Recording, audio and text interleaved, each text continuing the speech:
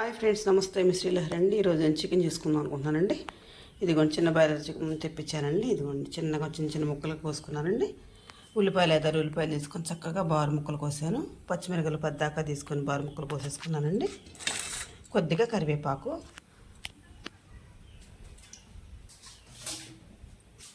చక్కగా వెల్లిపాయలు, అల్లం, జీలకర్ర కలిసి పేస్ట్ పట్టేసుకున్నానండి.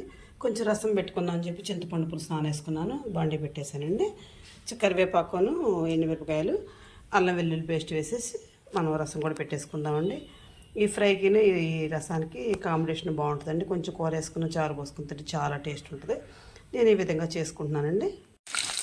ఇదిగోండి రసం పెట్టుకోవడానికి అల్లం వెల్లుల్లి పేస్ట్, ఎండుమిరపకాయలు, కరివేపాకు వేసుకొని చక్కగా బాగా వేగిన తర్వాత వాటర్ వేసుకుందాం. అంటే వాటర్ పోసాక మనం చింతపండు పులుసు వేసుకుందాం. కొంచెం వేగనిద్దామండి. వేగితే కమ్మట వాటర్ వస్తాయి. ఇంకా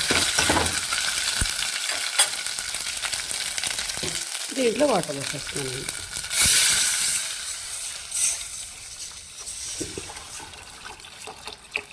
ఆ విధంగా వాటర్ పోస్తానండి. ఇప్పుడు ఉప్పు, పసుపు, కారం వేసుకుందామండి. సారీ, కారం అన్నానంటే ఉప్పు, పసుపు వేసుకుందామండి. ఇందులో గల్లుప్పు వేసుకుందామండి రసంలో మనం.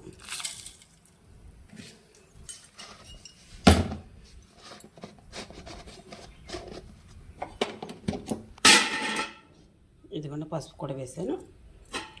దీన్ని మరగనిచ్చుకుందామండి. ఇదిగోండి ముందుగానే చక్కగా కొంచెం పసుపు, కొంచెం గల్లుప్పు, కొద్ది కారం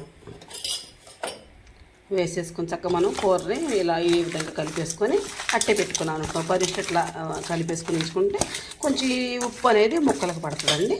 తర్వాత మనం సరిపోకపోతే మళ్ళీ మనం వేసుకుందామండి. ఇదిగోండి ఈ విధంగా కలుపుకొని ఉంచుకున్నాను. పచ్చిమిరపకాయలు ఎక్కువ పోస్తాను కాబట్టి కారం కొంచెం వేసానండి.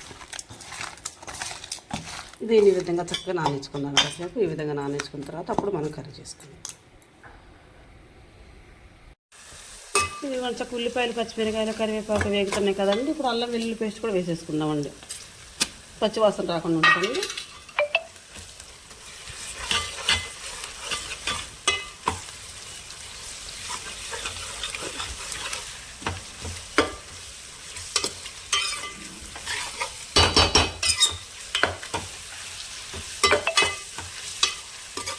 ఉల్లిపాయలు, పచ్చిమిరకాయలు, అల్లం వెల్లుల్లి పేస్ట్, జీలకర్ర మొత్తం కలిసి ఒక దగ్గరికి వచ్చినాయండి. మొత్తం ఎర్రగా వేగనిద్దాం మనం.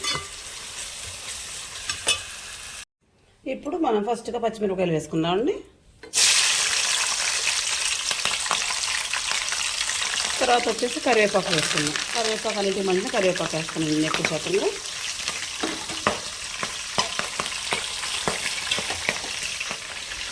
నెక్స్ట్ వచ్చేసి ఉల్లిపాయలు వేసేస్తానండి. ఇది చక్కగా మనం ఎర్రగా వేగించుకుందామండి. ఎర్రగా వేగించుకుంటే ముక్కలు బాగుంటాయండి.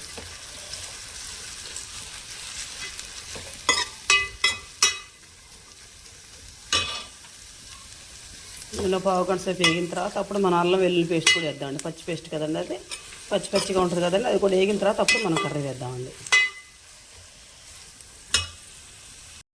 ఇదిగోండి రసంలో కూడా కొంచెం మనం ధనియాల పొడి వేసుకుందామండి. కొంచెం టేస్ట్ ఉంటుంది. కొంచెం ధనియాల పొడి వేస్తున్నానండి. చక్కగా దీన్ని 10 నిమిషాలు మరిగిన తర్వాత దీన్ని నింపేసుకుందామండి. రసం అయిపోద్దండి. రసం నేను ఈ విధంగా పెడతానండి. ఇది కొంచెం అల్లం వెల్లుల్లి, జీలకర్ర, పచ్చిమిరకాయలు, ఉల్లిపాయలు, కరివేపాకు మొత్తం ఈ విధంగా వేగాయండి. ఇప్పుడు కర్రీ వేసేసుకుందాం. మనం ముందుగా రెడీ పెట్టి ఉంచుకున్నాం చూసారా చికెన్, పసుపు, ఉప్పు, కారం కలిపేసి అది వేసేసాను. ఇప్పుడు దీన్ని మొత్తం కలయి తిప్పుకొని సిమ్లో పెట్టి ఉంటున్నాను. ఇదిగోండి ఈ విధంగా మగ్గుతూ ఉంది చూసారా. చక్క చిన్న మంట మీద పెట్టేసి ఈ విధంగా చేస్తున్నానండి కర్రీని. ఇంకా ఒక పావుగంట సేపు ఉంచుకుంటే బాగుంటుంది ఇంకా కర్రీ. ఇది చిన్న బాయిలర్ అండి, ఫ్రై లాగా అనమాట. ఇది కూడా చక్క కూర దగ్గర పడింది కదండి. ఇప్పుడు ధనియాలు పేస్ట్ పౌడర్ వేసుకుందామండి.